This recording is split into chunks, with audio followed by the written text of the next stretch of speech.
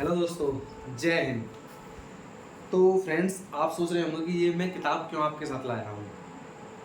ये आपकी जो बच्चे कॉमर्स ले रखे हैं उनके लिए 11वीं किताब 11th क्लास की जो किताब है 11th क्लास की जो किताब है, एक तरीके से गीता है।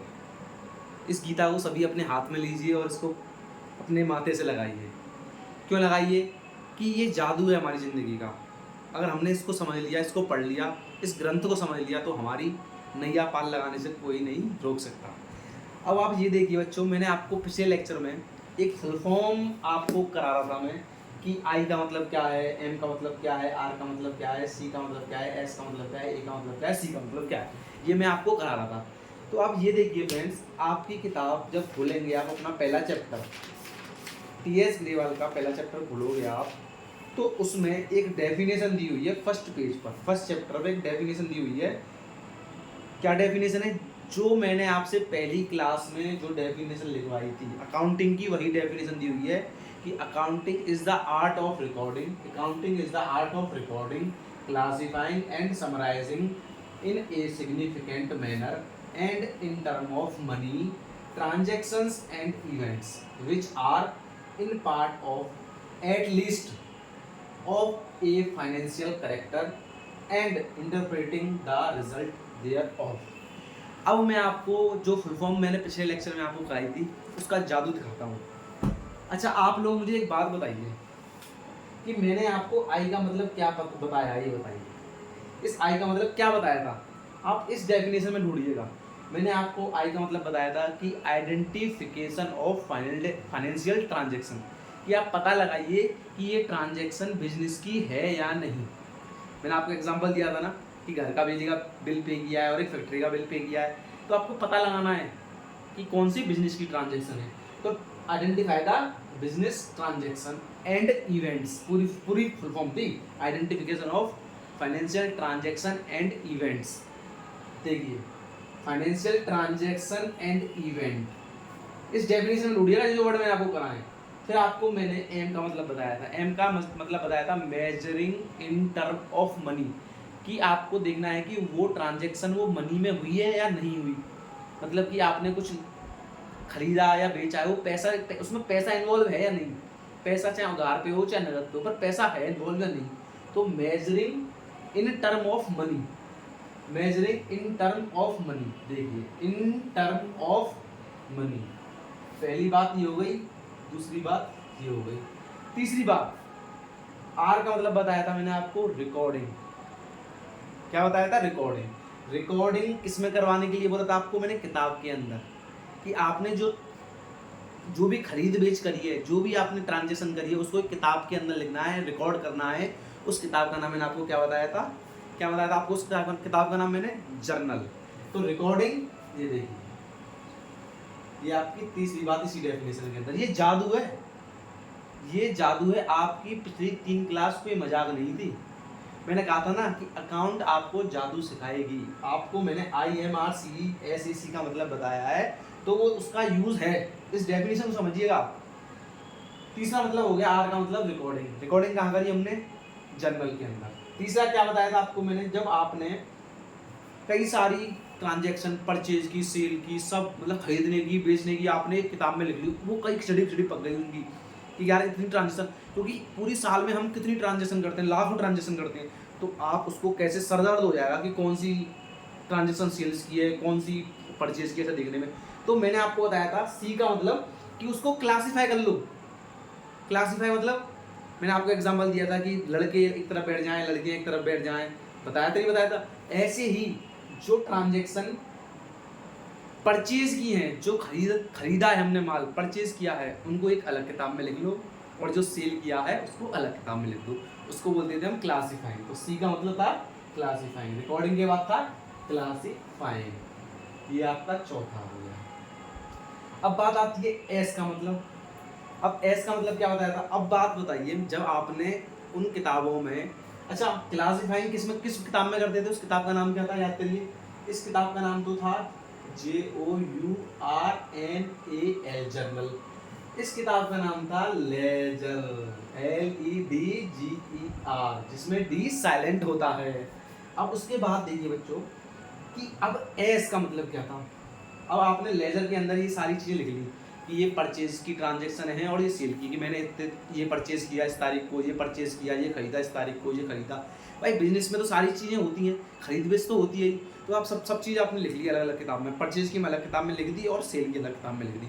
अब होता क्या भाई साहब, अब अगली बार आपका मालिक आया कि दिखाइए मेरे कितना पैसा, मेरा पूरे साल मैंने कितने रुपये खरीदा है और कितने रुपये का माल मैंने बेचा है। आप गए किताब लेके, लो सर, ये लो सर, ये लो, ये आपकी परचेज की हैं एंट्रीज के अंदर, इस मोटी सी किताब के अंदर, और इस मोटी किताब के अंदर सेल है, इस किताब के अंदर सेल्स की हैं और इस किताब के अंदर परचेज की हैं।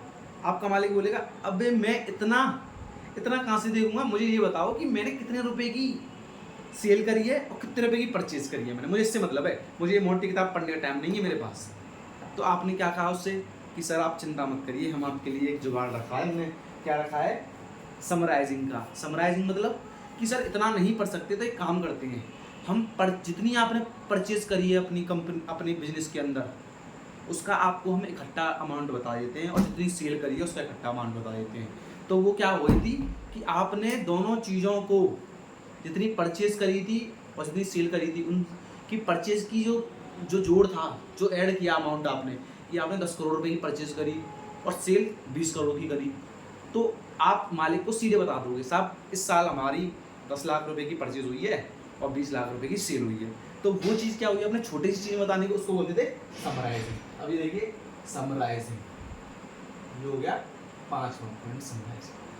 अब ए का मतलब क्या बताया था आपको मैंने, याद करिए, ए का मतलब क्या बताया था मैंने आपको, analysing and interpreting. Analysing and interpreting का मतलब क्या है कि परचेज मालिक साहब परचेज तो हुई हमारी 20 लाख रुपए की और सेल करी हमने 30 लाख की। अब मालिक दिमाग लगा रहा है और ये 10 लाख रुपए का फ़ायदा हुआ है मुझे। तो उस मालिक ने दिमाग चलाया, इंटरप्रेट किया कि मैंने जो बिजनेस ट्रांजेक्शन करी उससे मुझे कितना फ़ायदा हुआ, कितना नुकसान हुआ। उसी चीज़ को पता लगाने को हम बोलते हैं एनालाइजिंग एंड इंटरप्रेटिंग। तो एनालाइजिंग एंड इंटरप्रेटिंग जब हम करते हैं तो वही चीज़ है कि आपने पता लगाया कि आपको कितना नुकसान हुआ है और कितना फ़ायदा हुआ है। तो वो किसमें पता लगाया आपने, एनालाइजिंग एंड इंटरप्रेटिंग। अब बात आती है सी की। सी का क्या था, मैंने आपसे बोला था कि भाई आप टाटा की कंपनी में पैसा लगाओगे, टाटा के बिजनेस में पैसा लगाओगे या किसी भोलू छोलू के में पैसा लगाओगे, तो आपने कहा था टाटा के में लगाएंगे। क्यों? क्योंकि सर उनकी कंपनी बहुत प्रॉफिट कमाती है। कैसे जानते हो आप? कि सर वो आते हैं टीवी पर बताते हैं कि आज हमारी कंपनी ने 10 करोड़ रुपये कमाया। अच्छा, तो ये चीज़ आपको क्यों बता रहे हैं? वो इसलिए बता रहे हैं ताकि आप उनकी कंपनियां भरोसा करो और पैसा लगाओ। पैसा कैसे लगाते हैं? अभी आपने सुना होगा कि मेरे किसी आपके फ्रेंड ने शेयर्स खरीद रखे हैं, किसी ने कुछ खरीद रखा है, तो कंपनी में पैसा लगाना होता है। इसी तरीके से कंपनियां अपने बारे में बताती हैं कि साहब हमने इस साल 10 करोड़ रुपए कमाए, साहब हमने इस साल 20 करोड़ रुपए कमाए। तो ये ज़रूरी होता है। तो communicating the result to the users. तो अब ये बताइए मुझे एक चीज़ आप, कि मैंने आपको 4-5 चीज़ें लिखवाई थी कि फाइनेंशियल कैरेक्टर की, देखो फाइनेंशियल कैरेक्टर था, बताया था ना मैंने आपको कि फर्स्ट वाली मतलब आइडेंटिफाई करनी थी आपको कि वो ट्रांजैक्शन फाइनेंशियल नेचर की है या नहीं, बिजनेस की है या नहीं, वो आपको मैंने बता दिया था इसका। तो आप मुझे एक बात बताइए छोटी सी, कि आपको इस डेफिनेशन को समझ में आ रहा है कुछ देखकर, कि एक्चुअली हमारी अकाउंटिंग में वही चीज़ें हो रही हैं जो मैंने आपको समझाया है। क्या ये अकाउंटिंग की डेफिनेशन वही बात बोलती है कि हम अकाउंटिंग में करते क्या हैं, हम अपनी अकाउंटिंग की किताब में करते क्या हैं, कि अकाउंटिंग क्या है, इज द आर्ट। आर्ट मतलब एक कला है, क्या करने की, रिकॉर्डिंग करने की। रिकॉर्डिंग करते थे हम, क्लासिफाइंग करने की, समराइजिंग करने की, इन अ सिग्निफिकेंट मैनर, अच्छे तरीके से, इन टर्म ऑफ मनी, पैसों के लिए, सिर्फ इन टर्म ऑफ मनी, जो कि पैसों से हुई ट्रांजेक्शन है वो। Transaction and events. ट्रांजेक्शन मतलब बता दिया था आपको मैंने कि मेरे पास फोन आया, उसके पास पैसा गया। एंड इवेंट मतलब कि आपके पास फोन आ गया, उसके पास पैसा चला गया, जो और which are in part at least thereof financial character and interpreting the result thereof. Interpreting the result thereof का मतलब ये है कि आपने पता लगाया कि आपकी बिजनेस में लॉस हुआ है या फायदा हुआ है। तो आपको देखकर समझ में आ गया होगा कि IMR CAC का मतलब CSCA का मतलब क्या है, कि IMR CSAC का मतलब क्या है एक्चुअली, ये डेफिनेशन आपकी है।